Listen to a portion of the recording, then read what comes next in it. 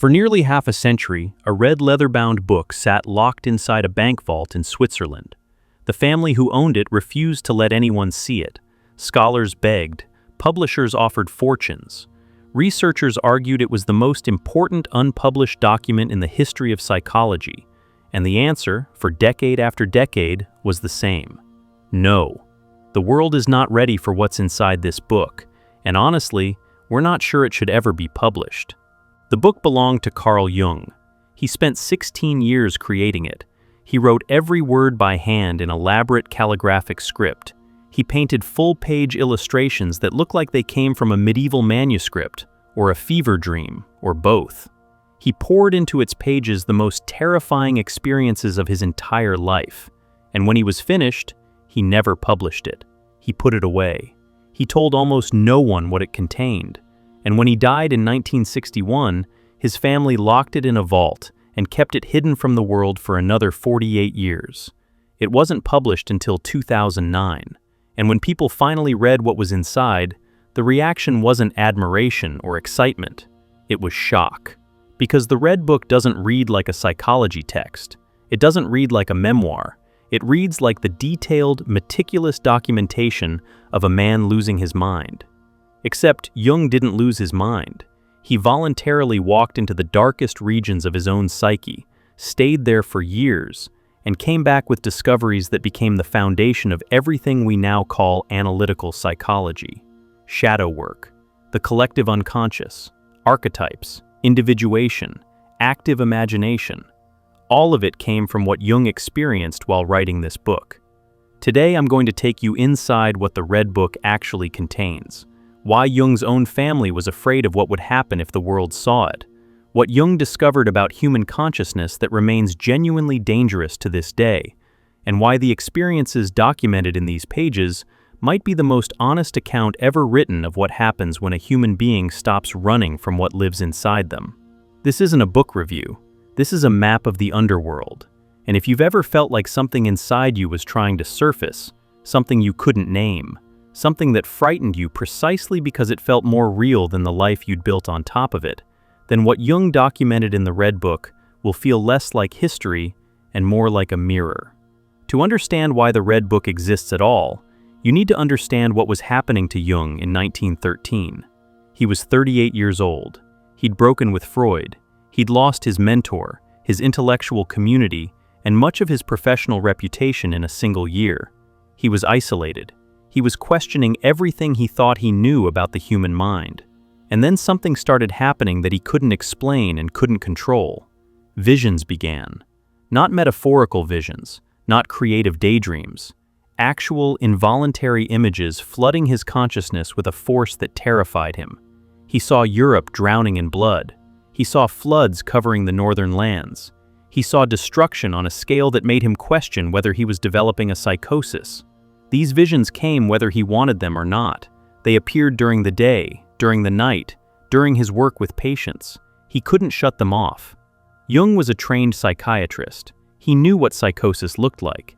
He knew the diagnostic criteria, and by any standard measure, what he was experiencing should have been classified as a severe psychological break. He was hearing voices. He was seeing things that weren't there. He was losing the clear boundary between his inner world and outer reality. Any colleague who knew what he was going through would have recommended hospitalization, but Jung did something no psychiatrist had ever done before. Instead of running from the experience, instead of medicating it away or interpreting it as illness, he turned toward it. He made a decision that was either the bravest or the most reckless act in the history of psychology. He decided to go in, deliberately, voluntarily, to descend into whatever was happening inside his psyche, to meet whatever was generating these visions, and to document everything he found. This is what the Red Book is. It's the record of that descent. Written in Jung's own hand, illustrated with his own paintings, spanning 16 years of confrontation with forces inside him that he could barely comprehend. It's not a theory. It's not an academic work. It's a first-hand account of what happens when a human being opens the door to the unconscious and refuses to look away. And here's the first thing that makes this book genuinely dangerous. Jung didn't find what he expected. He expected to encounter repressed memories, childhood wounds, personal psychological material, the kind of content Freud had trained him to look for. What he found instead was something far more vast, far more ancient, and far more terrifying than anything personal psychology could explain.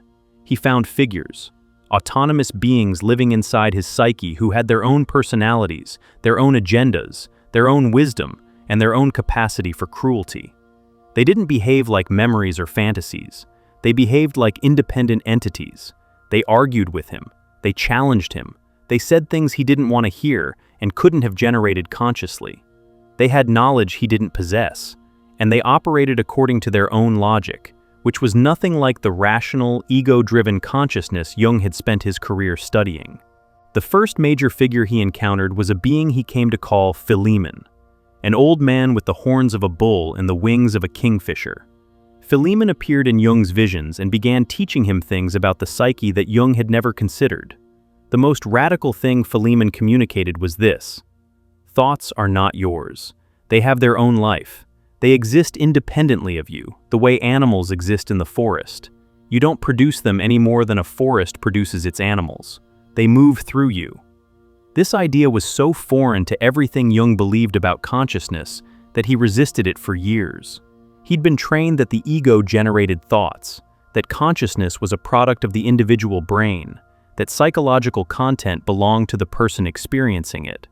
Philemon was telling him the opposite, that consciousness was not a personal possession, that the psyche contained entities and energies that preceded the individual, that were older than the individual, and that would continue long after the individual was gone. Jung would later call this the collective unconscious. But in the Red Book, before the concept had a name, before it became a theory, it was a raw, lived experience of encountering something inside himself that was unmistakably not him. Something ancient, something autonomous, something that didn't care about his comfort, his career, or his sanity. And this is the second thing that makes the Red Book dangerous. What Jung experienced during those years challenged the most fundamental assumption of Western consciousness, the assumption that you are a single, unified self, that there is one you behind your eyes, making decisions, generating thoughts, directing your life. Jung discovered, through direct experience so intense it nearly destroyed him, that this assumption is wrong. What he found inside himself was not a single consciousness, but a multiplicity. Voices, figures, forces. Some of them benevolent, some malevolent, some indifferent. Some of them wiser than his conscious mind. Some of them more destructive than anything he'd encountered in his most disturbed patients. All of them real, all of them active, all of them operating beneath the surface of his ordinary awareness, influencing his thoughts, his feelings, his decisions, and his relationships without his knowledge or consent. This wasn't a comfortable intellectual insight. It was an experience so overwhelming that Jung spent months questioning whether he'd gone insane.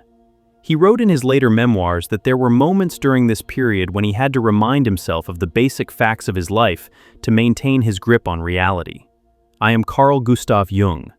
I live at this address. I have a wife and children. I am a doctor. He was anchoring himself to external reality because his internal reality had become so vast and so autonomous that it threatened to swallow his ego entirely.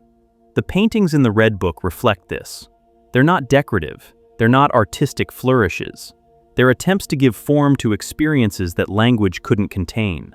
Mandalas with geometric precision that Jung painted as a way to hold himself together psychologically. Scenes of underground rivers, descending paths, encounters with figures in darkness. The images look beautiful in reproductions. But when you understand they were painted by a man fighting to maintain his sanity while documenting what he found in the deepest layers of his own psyche, they stop being art and start being survival. Jung described this entire process as confrontation with the unconscious. Not exploration, not investigation, confrontation. Because what he found in the unconscious didn't want to be observed passively. It wanted to engage. It wanted to challenge his conscious values.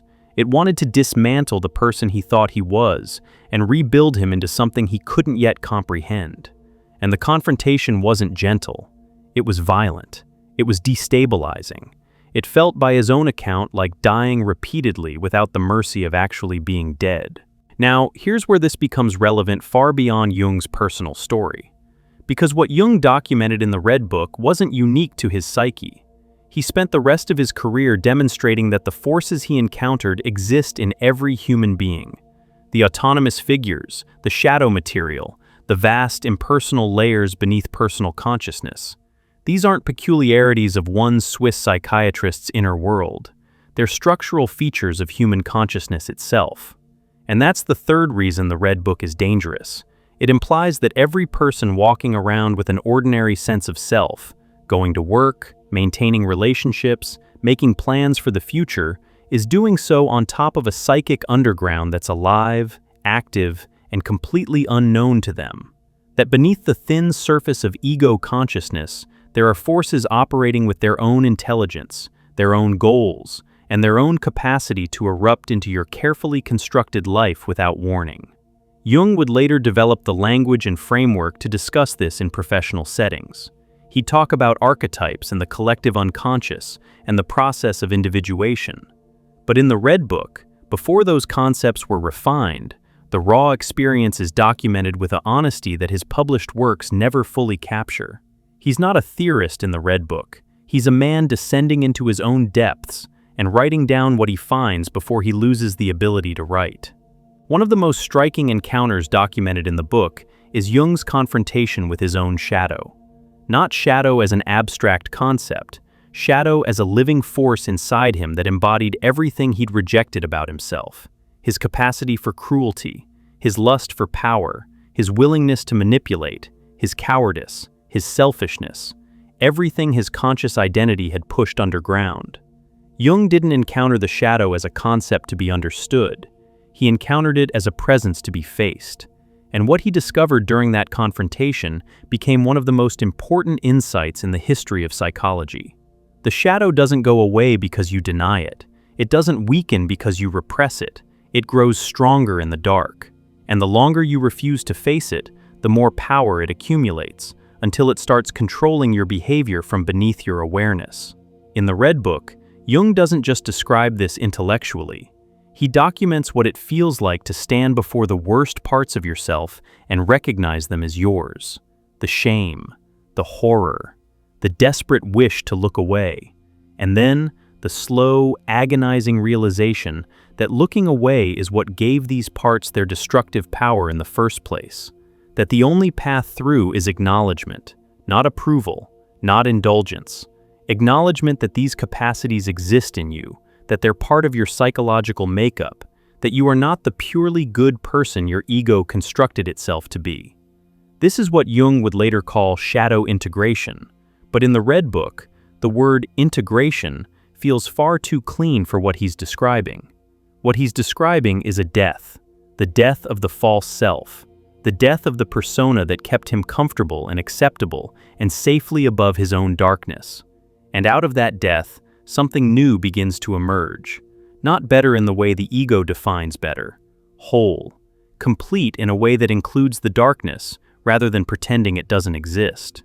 The Red Book also documents something that psychology has struggled with ever since: Jung's encounters with figures that appear to possess genuine spiritual or transpersonal significance.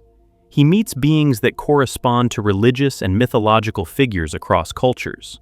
He has experiences that feel indistinguishable from mystical or visionary states described in religious traditions going back thousands of years. And here's the problem this creates. If you take Jung's experiences seriously, as his own documentation demands, then the boundary between psychology and spirituality dissolves. The unconscious isn't just a repository of repressed personal material. It's a living domain populated by forces that every culture in human history has described using the language of gods, spirits, demons, and ancestors. Jung wasn't having a breakdown. He was having experiences that shamans, mystics, and visionaries have described for millennia. But he was having them as a modern Western psychiatrist with no framework to contain them. This is what made his family afraid to publish the book. Not that it would be dismissed as the ravings of a madman, but that it would be too convincing, that people would read it and recognize their own experiences, that it would legitimize encounters with the unconscious that modern psychology had spent a century trying to pathologize. that it would open a door that couldn't be closed. And in many ways, that's exactly what happened when it was finally published. People read the Red Book and something clicked. Not intellectually, something deeper. They recognized the territory Jung was describing. They'd been there, maybe in dreams, maybe in moments of crisis, maybe in those hours at 3 in the morning when the carefully constructed self goes quiet and something else speaks. Something older, something that knows things the conscious mind refuses to acknowledge. If you've been going through something that feels like psychological unraveling, if you've been experiencing shifts in how you perceive yourself and the world that you can't explain to anyone around you, what Jung documented in the Red Book might be the first honest description you've ever encountered of what's actually happening to you. Because modern psychology would call it disorder. Modern spirituality would call it awakening.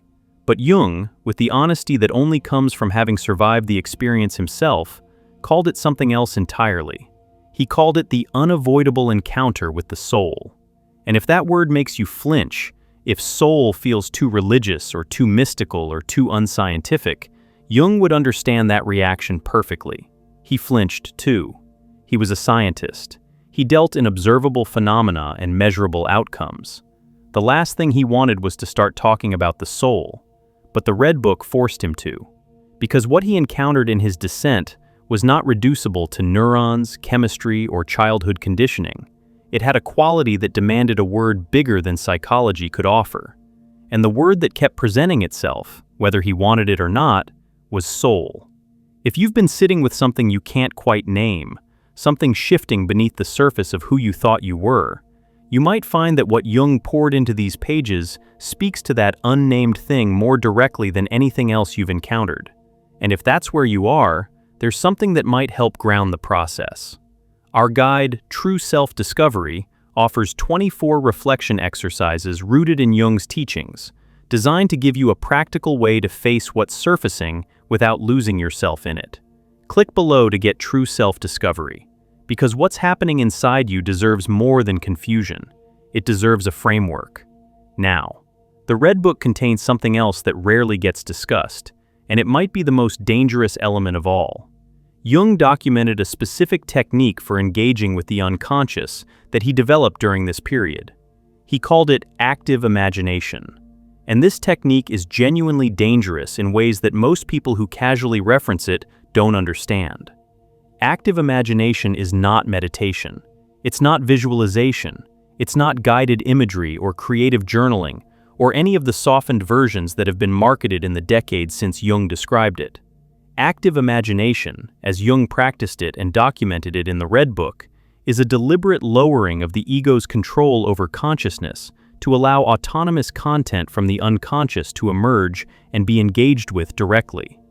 In practice, this meant Jung would sit quietly, allow his conscious mind to become still, and then wait. Wait for images, figures, voices to appear from the unconscious. And when they appeared, he didn't observe them passively. He engaged with them, he spoke to them, he argued with them, he asked them questions and listened to their answers, and he treated their responses as genuinely meaningful, not as projections of his own mind, but as communications from a part of the psyche that operated independently of his ego. This is dangerous because it works.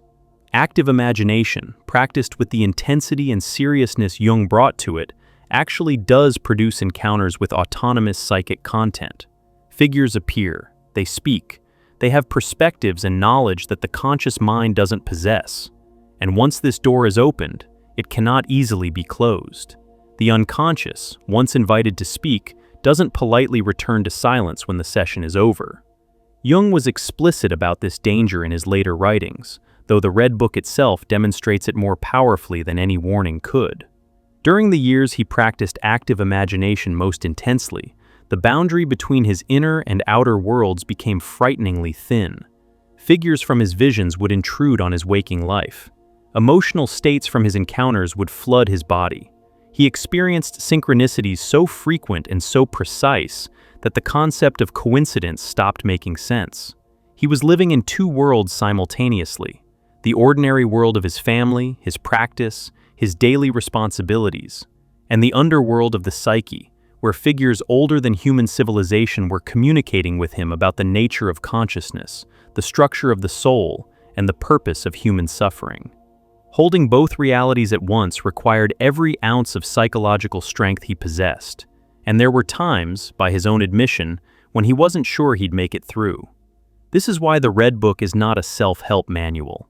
It's not a guide to inner exploration. It's a warning and an invitation simultaneously. A warning that the unconscious is not a playground. It's not a resource to be mined for creativity or personal growth. It's a living territory with its own ecology, its own inhabitants, and its own laws. And entering it without sufficient psychological preparation is not adventurous. It's reckless in ways that can produce genuine psychological harm.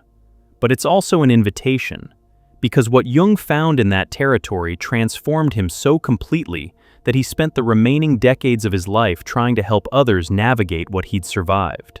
Every concept he developed, every technique he refined, every framework he created was rooted in what he experienced during the years documented in the Red Book. He went into the darkness and came back with a map, an imperfect map, a map drawn by a man who was often terrified and confused and overwhelmed, but a map nonetheless. And that map reveals something about human consciousness that no other psychological document captures with the same honesty. Consciousness is not what we think it is. The ego, the sense of I that you experience as yourself, is not the center of the psyche. It's a small island floating on an ocean it can't see. Beneath that island, there are currents so vast, so ancient, so autonomous, that the ego's sense of control is essentially an illusion. You don't drive your psyche drives you. And the question isn't whether the unconscious influences your life. The question is whether you'll ever become aware of how completely it's been running the show. The Red Book documents what happens when one person becomes aware, and the documentation makes clear that awareness doesn't bring peace, it brings confrontation. The unconscious doesn't reveal itself gently to the ego. It challenges the ego's authority. It presents the ego with truths the ego has spent a lifetime avoiding. It demands that the ego sacrifice its comfortable illusions in exchange for something more honest and more painful. And the ego fights this process with everything it has. Jung experienced this fight from both sides, as the ego trying to maintain its grip, and as something larger, something he eventually called the self, pulling him toward wholeness whether he wanted to go there or not. The Red Book captures this struggle in language so raw that reading it feels intrusive.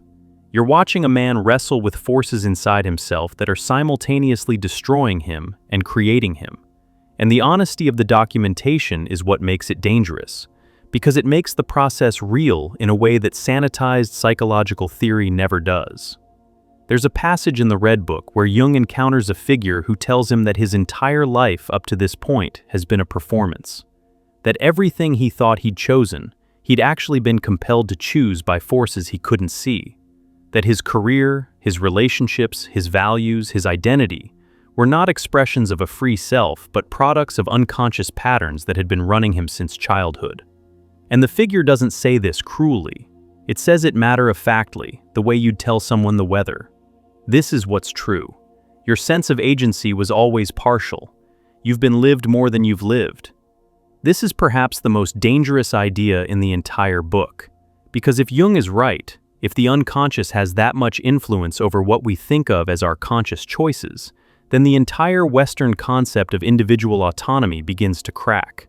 The idea that you decide who to love, what career to pursue, what values to hold, what kind of person to be. If the unconscious is as powerful and as autonomous as the Red Book documents, then those decisions are at least partially expressions of forces you've never met and don't control. Jung didn't present this as a reason for despair. He presented it as a reason for consciousness. The forces exist whether you know about them or not. They influence you whether you acknowledge them or not. The only difference awareness makes is that you stop being entirely puppet. You begin to recognize the strings. You begin to understand which impulses are yours and which are the unconscious operating through you. You don't gain total control. Jung was clear that total control over the unconscious is impossible, and attempting it is its own form of madness. But you gain something more valuable than control. You gain relationship with what's inside you. And that relationship, painful and humbling as it is what Jung called individuation. Individuation is the Red Book's central journey, though Jung hadn't named it yet when he was writing. It's the process of becoming who you actually are, rather than who your ego, your family, your culture, and your unconscious patterns have conspired to make you. And the Red Book makes devastatingly clear that individuation is not a pleasant journey of self-discovery. It's a violent psychological earthquake that dismantles your constructed identity and forces you to build something more honest from the rubble. Jung documents losing his sense of professional identity during this period. The confident psychiatrist who had been Freud's chosen successor dissolves under the weight of experiences that his training can't explain. He documents losing his sense of moral certainty. The firm ethical framework he'd operated from crumbles when the shadow reveals that those ethics were partly compensation for impulses he couldn't acknowledge. He documents losing his sense of reality. The clear boundary between inner and outer, real and imagined, sane and insane, becomes so blurred that he has to create new categories of experience to describe what he's living through. Everything falls apart. That's what the Red Book documents, not as metaphor, as actual psychological experience. Everything the ego built falls apart so that something more authentic can take its place. And the Red Book doesn't promise that what takes its place will be comfortable or socially acceptable, or even recognizable to the people who knew you before. This is why the book was kept in a vault. Not because it's wrong, because it's too right. Because it describes experiences that millions of people go through in some form. Experiences that get medicated, pathologized, dismissed, or spiritually bypassed. And it treats those experiences as the most important thing a human being can go through. It says, the breakdown is the breakthrough. The dissolution is the beginning.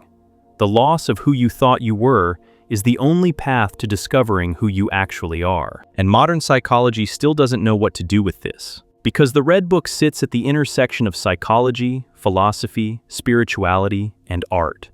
It doesn't fit neatly into any discipline. It can't be replicated in a laboratory. It can't be standardized into a treatment protocol. It's one man's honest documentation of something that resists every form of institutional containment.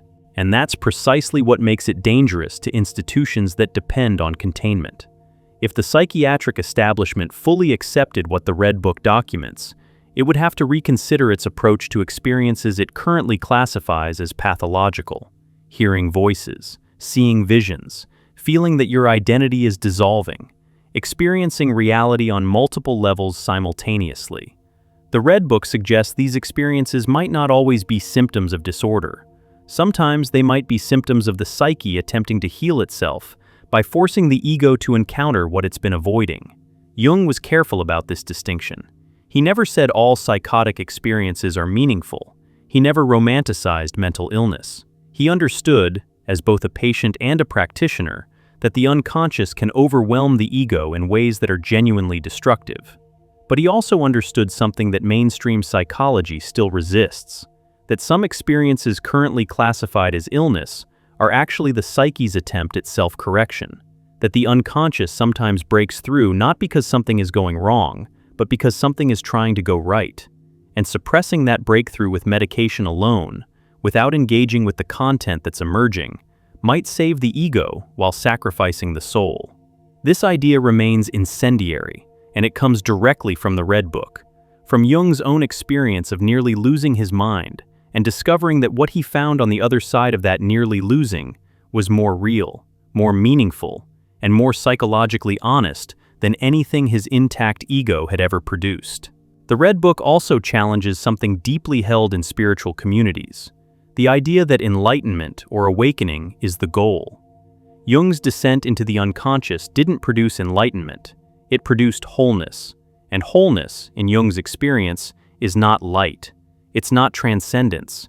It's the integration of light and dark, conscious and unconscious, persona and shadow. It's the refusal to cut away any part of yourself in pursuit of some idealized spiritual state. In the Red Book, Jung is repeatedly told by the figures he encounters that his desire to be good, to be spiritual, to transcend his darkness, is itself a form of avoidance. That genuine consciousness doesn't rise above the shadow, it includes the shadow. That the person who claims to have transcended their darkness has simply found a more sophisticated way of hiding from it. This message is dangerous to the spiritual marketplace because it dismantles the entire hierarchy of spiritual achievement. There's no higher state to reach, there's only deeper honesty to practice. There's no enlightened version of yourself waiting at the end of the journey. There's a more complete version, one that includes everything you've been running from, one that doesn't feel like ascending, one that feels like descending into everything you've avoided and discovering that it's been waiting for you, patiently, with something you need. If any of this resonates, if this description of descent and encounter mirrors something you've been experiencing or sensing in yourself, you don't have to navigate it alone or without structure. Our guide, True Self-Discovery, was built with exactly this kind of inner work in mind. 24 Jungian reflection exercises designed to help you face what's surfacing and begin making sense of it. Click below to get True Self-Discovery, not because it replaces the journey, but because every descent goes better with a framework that doesn't flinch. Jung spent the last decades of his life trying to translate the raw experiences of the Red Book into concepts that could help others navigate similar territory without being destroyed by it. Archetypes, the collective unconscious, shadow integration, active imagination, individuation. Every concept was born from the experiences documented in those red leather-bound pages. Every framework was an attempt to build handholds along the walls of a descent he'd made without any. But he never published the Red Book itself. Some speculate he felt the raw experience was too much, that the refined concepts were safer, more manageable, more useful for people who hadn't undergone the kind of initiation he'd survived. Others believe he was protecting himself, that publishing the Red Book during his lifetime would have ended his career. Psychiatrists don't publish their dialogues with inner figures and expect to be taken seriously. Whatever his reasons, the book remained hidden, and its absence created a gap in understanding. People studied Jung's concepts without knowing where they came from. They learned about the shadow as a psychological construct without understanding that Jung first met the shadow as a terrifying autonomous presence inside his own psyche. They discussed archetypes in theoretical terms, without grasping that Jung had literally spoken with archetypal figures who challenged everything he believed about himself. The published concepts, without the Red Book to ground them, became too clean, too intellectual, too easy to use as another form of spiritual or psychological performance. People did shadow work as a weekend workshop exercise. They discussed individuation at dinner parties. They referenced archetypes in Instagram posts. And none of it carried the weight of what these concepts actually demand. Because the Red Book shows what they actually demand. They demand everything. They demand the willingness to lose your mind without losing your ability to observe what's happening. They demand confrontation with parts of yourself so unacceptable that your entire identity structure exists to keep them hidden. They demand a kind of psychological courage that can't be taught in a workshop or captured in a post. This is the ultimate reason the Red Book is dangerous. Not because it contains forbidden knowledge, not because it reveals occult secrets, but because it demonstrates, with unavoidable honesty, the actual cost of consciousness. It shows that becoming aware of what lives inside you isn't an enrichment of your existing life, it's a dismantling. That genuine psychological work isn't a path to a better version of yourself. It's a destruction of the false self that creates space for something more honest to emerge. And that more honest thing won't necessarily be prettier, more successful, more socially acceptable, or more comfortable. It will be more real. That's all Jung promises. Reality instead of performance. Wholeness instead of perfection. The soul instead of the persona. And most people, when they truly understand this exchange, choose the persona. They choose the performance. They choose comfort over truth, because comfort is easier and truth costs everything you thought you were. Jung didn't judge people for making that choice. He understood it. He'd felt the pull of it himself, during those years when the descent became almost unbearable, and the temptation to retreat to his comfortable professional identity was overwhelming. But he couldn't retreat. Something wouldn't let him. The unconscious, once it had opened, refused to close again. The figures, once they'd spoken, refused to be silenced. The truth, once it had been glimpsed, couldn't be unseen. And so he kept going, deeper, further, into territory no Western mind had mapped, and he wrote it all down in red ink, on parchment paper, surrounded by paintings that looked like they came from another world. Because, in some real sense, they did. The Red Book sits on bookshelves now. You can buy it, you can hold it, you can look at its paintings and read its calligraphic text. But it resists being consumed the way normal books are consumed. You don't read the Red Book for information. You read it, and something in you responds. Something recognizes the territory being described. Something knows that the descent Jung documented isn't just his story. It's the story of every human psyche that's ever been forced, by crisis or by courage, to confront what lives beneath the surface of ordinary awareness.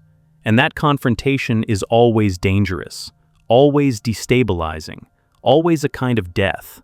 But it's also the only path Jung found to genuine life.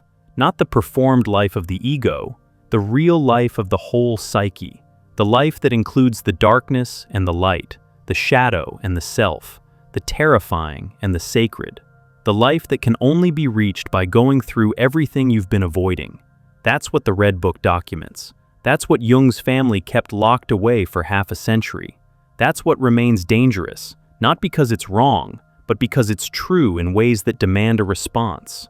You can't read it and stay the same. You can't encounter these ideas and go back to pretending that the ego is all there is, that consciousness is simple, that you know who you are. Jung didn't know who he was when he started writing the Red Book. He knew even less when he finished. But he knew something more valuable than identity. He knew what lived inside him. He'd met it. He'd wrestled with it. He'd been broken by it and rebuilt by it. And the person who emerged from those 16 years of descent was not the person who entered.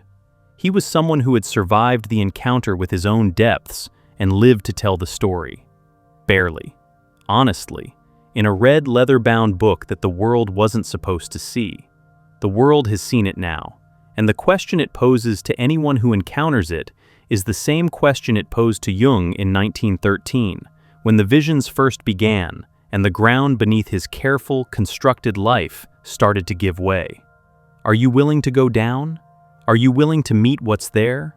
Are you willing to lose who you think you are for the chance of discovering who you actually are? Jung's answer filled a book. Your answer fills a life. And the territory waiting beneath the surface of your awareness doesn't care which answer you choose. It's there either way. Patient, autonomous, alive. The only difference your choice makes is whether you meet it consciously or whether it meets you on its terms, in its timing, through the cracks in a life that was never quite yours to begin with. That's the danger of the Red Book. Not what it says, what it asks.